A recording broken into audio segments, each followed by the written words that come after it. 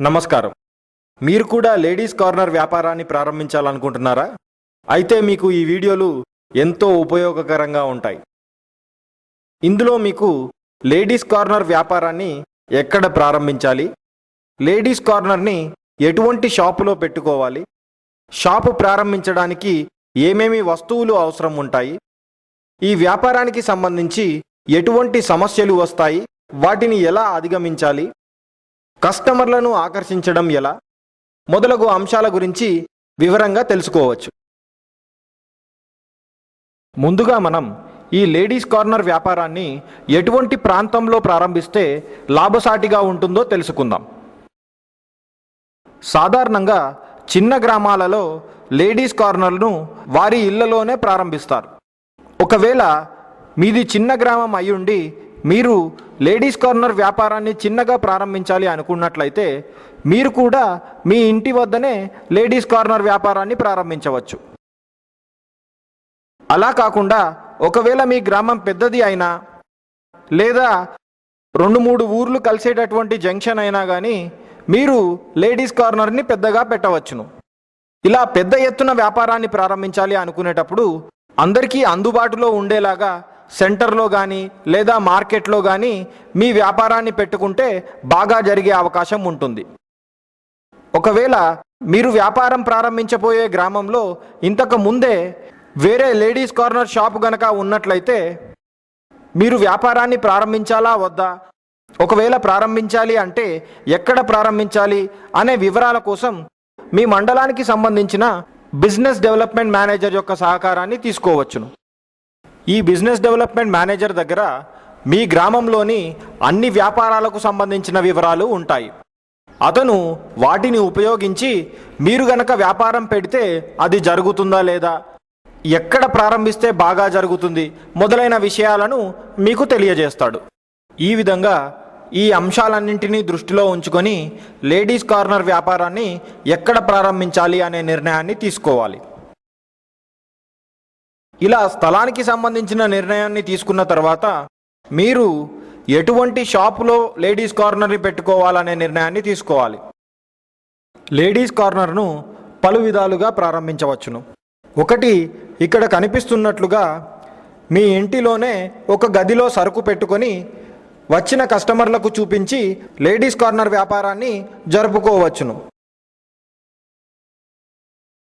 2, ఇటువంటి బంకు ఒకదాన్ని చేయించుకొని అందులో లేడీస్ కార్నర్ని పెట్టి వ్యాపారాన్ని జరపవచ్చును.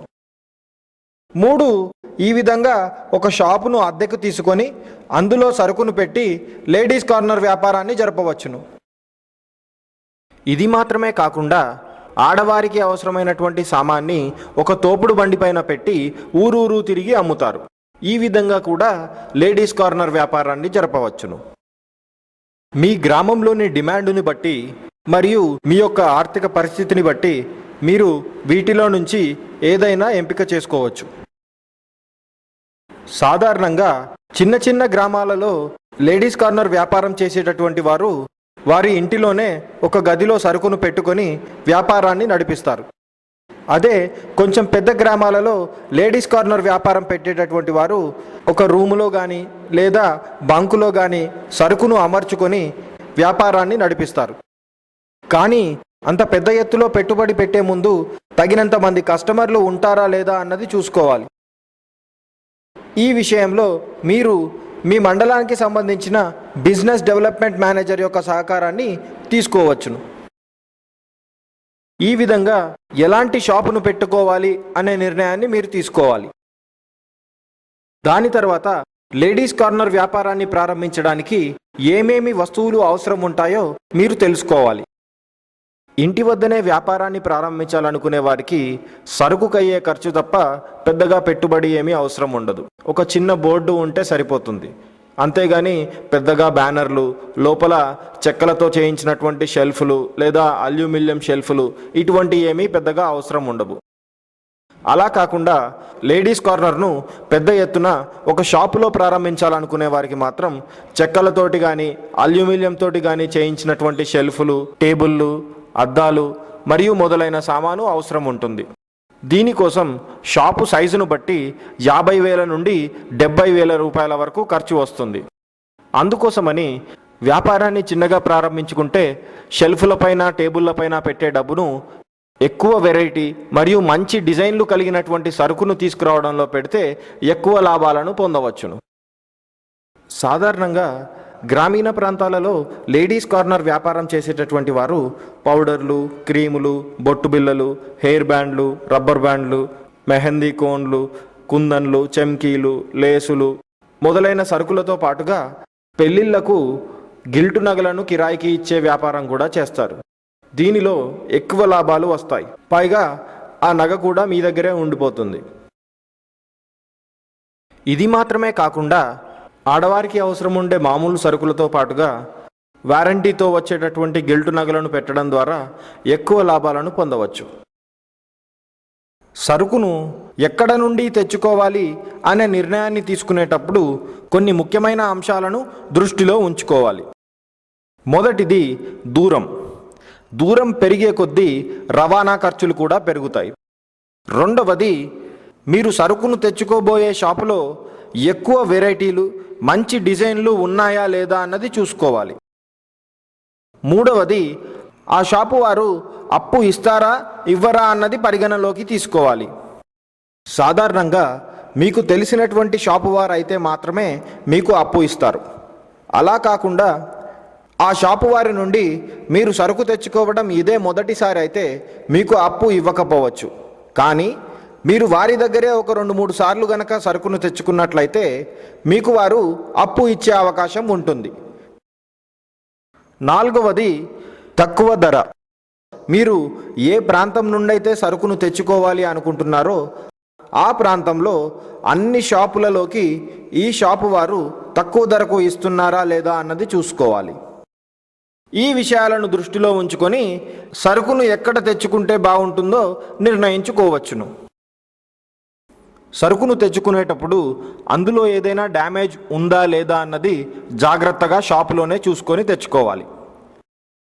ఇలా చేయడం వల్ల మీరు నష్టపోకుండా ఉండడమే కాకుండా మీకు సరుకును ఇచ్చేటటువంటి షాపు వారితోటి మున్ముందు ఎటువంటి సమస్యలు రాకుండా ఉంటాయి. ఇవి సరుకును తెచ్చుకునేటప్పుడు దృష్టిలో పెట్టుకోవాల్సిన అంశాలు.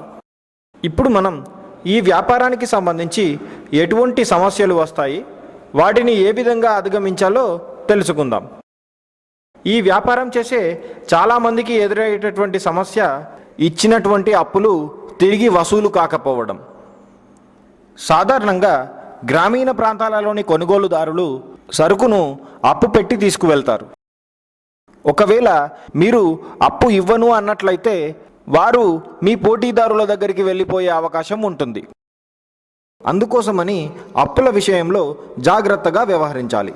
ఇచ్చినటువంటి అప్పులను కొంచెం కొంచెంగా వారానికి ఒకసారో లేక 15 రోజులకు ఒకసారో లేక నెలకు ఒకసారో కంతుల ప్రకారంగా వసూలు చేసుకోవాలి. ఎందుకోసమంటే అప్పు మొత్తం పెరిగే కొద్దీ తిరిగి వసూలు అయ్యే అవకాశం తక్కువ అవుతుంది. ఈ వ్యాపారం చేసే చాలామందికి ఎదురయ్యేటటువంటి సమస్య డ్యామేజ్, అంటే సరుకు పాడైపోవడం. లేడీస్ కార్నర్లో చాలా వరకు సరుకు గాజుతోటి తయారు చేసి ఉంటుంది కాబట్టి అవి పగిలిపోయే ప్రమాదం ఉంది. అందుకోసం సరుకును తెచ్చుకునేటప్పుడు వాటిని పగిలిపోకుండా జాగ్రత్తగా ప్యాక్ చేయాలి. ఈ వ్యాపారంలో వచ్చే మరొక సమస్య స్టాక్ అమ్ముడుపోకపోవడం. ఎక్కువ మోతాదులో స్టాక్ తేవడం వల్ల అది అమ్ముడుపోదు. అది మాత్రమే కాకుండా మార్కెట్లోకి కొత్త డిజైన్లు, కొత్త వెరైటీలు ఎప్పుడూ వస్తూనే ఉంటాయి కాబట్టి ఈ పాత స్టాక్ని అమ్మడం చాలా కష్టమైపోతుంది. అందుకోసం అవసరానికి మించినటువంటి సరుకును ఎప్పుడూ తెచ్చుకోకూడదు. అవసరాన్ని బట్టి సరుకును తెచ్చుకుంటూ ఉంటే స్టాక్ మిగిలిపోయి నష్టపోకుండా ఉంటారు. ఈ వ్యాపారంలో వచ్చే మరొక సమస్య పోటీ. మీరు వ్యాపారాన్ని ప్రారంభించిన కొన్ని రోజులకే మరొకరు అదే వ్యాపారాన్ని మీ పక్కనే ప్రారంభిస్తారు. అటువంటి పరిస్థితుల్లో మీ అమ్మకాలు తగ్గే అవకాశం ఉంటుంది. ఈ సమస్య నుండి బయటపడడానికి మీరు కస్టమర్లను మీ షాపు వైపు ఆకర్షించాల్సి ఉంటుంది. దానికోసం మీరు ఏమేమి చేయాలో ఇప్పుడు మనం తెలుసుకుందాం. కస్టమర్లను ఆకర్షించడానికి మంచి వెరైటీలు, మరియు మంచి డిజైన్లు ఉన్నటువంటి సరుకును మీరు మీ షాపుకు తీసుకొని రావాలి. మీరు సరుకును తీసుకొని వచ్చే ముందు మీ వద్దకు ఎప్పుడూ వచ్చేటటువంటి కస్టమర్లకు ఫోన్ చేసి కానీ లేదా వారిని కలిసి వారికి ఎటువంటి వెరైటీలు కావాలో ఎటువంటి డిజైన్లు కావాలో కనుక్కొని తీసుకువస్తే బాగుంటుంది. అది మాత్రమే కాకుండా కొత్త సరుకును తీసుకువచ్చిన వెంటనే మీ వద్దకు ఎప్పుడూ వచ్చే కస్టమర్లకు ఫోన్ చేసి ఇలా కొత్త సరుకు వచ్చింది, దయచేసి మీరు షాప్కి రావాలి అని అడగాలి. ఇలా చేయడం వల్ల కస్టమర్లు మీ పోటీదారుల షాపుకు వెళ్లకుండా మీ షాపుకే వచ్చే అవకాశం పెరుగుతుంది. కస్టమర్లను ఆకర్షించడానికి మరొక మార్గం మీ గ్రామంలో వేరే వ్యాపారం చేసేటటువంటి వారి ద్వారా. అది ఎలాగంటే, ఉదాహరణకి మీ గ్రామంలో ఎవరైనా బ్యూటీ పార్లర్ వ్యాపారం చేస్తున్నట్లయితే వారి వద్దకు వెళ్ళి మీ బ్యూటీ పార్లర్ వద్దకు వచ్చిన కస్టమర్లకు మా లేడీస్ కార్నర్ వ్యాపారం గురించి చెప్పండి, అలాగే మా వద్దకు వచ్చిన కస్టమర్లకు మీ వ్యాపారం గురించి చెప్తామని చెప్పాలి. ఇలా చేయడం వల్ల ఇద్దరి వ్యాపారాలు బాగా జరిగే అవకాశం ఉంటుంది. కస్టమర్లను ఆకర్షించడానికి ఇంకొక ముఖ్యమైన అస్త్రం ధర.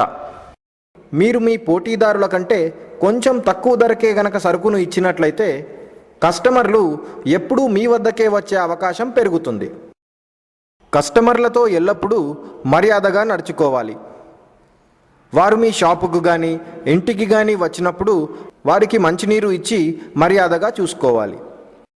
అలా కాకుండా మర్యాద లేకుండా మాట్లాడినట్లయితే వారు మీ షాపు వద్దకు రారు కదా, వారికి తెలిసిన వారిని కూడా రానివ్వరు. సాధారణంగా గ్రామీణ ప్రాంతాలలో లేడీస్ కార్నర్ వ్యాపారం చేసేటటువంటి వారు లేడీస్ ఫ్యాన్సీ ఐటమ్స్తో పాటుగా కుట్టు మిషన్ని నడపడం కానీ లేదా చీరలపై డిజైన్స్ వేయడం ద్వారా కానీ లేదా చీరలను అమ్మడం ద్వారా కానీ కస్టమర్లను ఆకర్షించవచ్చు. ఉదాహరణకు ఇక్కడ కనిపిస్తున్నటువంటి ఈ షాపులో చీరలతో పాటుగా లేడీస్ ఫ్యాన్సీ ఐటమ్సే కాకుండా జిగ్జాగ్ మిషన్ కూడా ఉంది. ఇలా చేయడం వల్ల లేడీస్ ఫ్యాన్సీ ఐటమ్స్ కోసం వచ్చినటువంటి వారు చీరలను కూడా చూసే అవకాశం ఉంటుంది. ఈ విధంగా రకరకాల పనులను చేయడం ద్వారా కస్టమర్లను మీ షాపు వైపు ఆకర్షించవచ్చు. ఇందులో మీరు నేర్చుకున్నటువంటి మెలకువలతోటి మరియు మీ మండలానికి చెందిన బిజినెస్ డెవలప్మెంట్ మేనేజర్ యొక్క సహకారంతో మీరు మీ వ్యాపారంలో ఉన్నత స్థాయికి చేరుకోవాలని కోరుకుంటూ సెలవు తీసుకుంటున్నాను.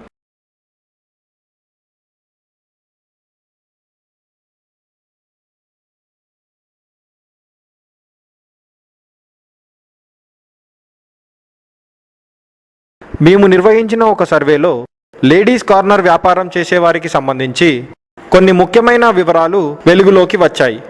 అవి ఏమిటో ఇప్పుడు మనం తెలుసుకుందాం. లేడీస్ కార్నర్ వ్యాపారాన్ని చిన్న ఎత్తున ప్రారంభించే వారికి, అంటే ఈ విధంగా ఇళ్ల వద్దకే తీసుకువెళ్ళి సరుకును అమ్మేవారికి 5,000 రూపాయల వరకు పెట్టుబడి అవసరం ఉంటుంది. అలా కాకుండా ఇంటి వద్దనే ఒక రూములో లేడీస్ కార్నర్ వ్యాపారాన్ని ప్రారంభించాలనుకునే వారికి 15,000 వరకు పెట్టుబడి అవసరం ఉంటుంది. ఇక పెద్ద ఎత్తులో, అంటే ఒక షాపును కిరాయికి తీసుకొని అందులో పెద్ద ఎత్తున వ్యాపారాన్ని ప్రారంభించుకునే వారికి 40,000 నుంచి 45,000 రూపాయల వరకు పెట్టుబడి అవసరం ఉంటుంది. ఈ విధంగా వీధి తిరిగి సరుకును అమ్మేటటువంటి వారికి రోజుకు సుమారుగా 500 రూపాయల వరకు అమ్మకాలు అయ్యే అవకాశం ఉంటుంది. అలా కాకుండా ఇంటి వద్దనే వ్యాపారం చేసేటటువంటి వారికి రోజుకు సుమారుగా 1,500 రూపాయల అమ్మకాలు జరిగే అవకాశం ఉంటుంది. ఇక షాపులో వ్యాపారం చేసేటటువంటి వారికి రోజుకు సుమారుగా 3,500 రూపాయల అమ్మకాలు జరిగే అవకాశం ఉంటుంది. సాధారణంగా గ్రామీణ ప్రాంతాలలో వీధి తిరిగి అమ్మేటటువంటి వారు మరియు ఇంటి వద్దనే చిన్నగా లేడీస్ కార్నర్ వ్యాపారాన్ని చేసేటటువంటి వారు ఈ వ్యాపారంతో పాటుగా ఇతర పనులకు కూడా వెళ్తూ ఉంటారు. కానీ ఎవరైతే షాపులో వ్యాపారాన్ని ప్రారంభిస్తారో వారి వద్ద ఇతర పనులు చేయడానికి సమయం ఉండదు.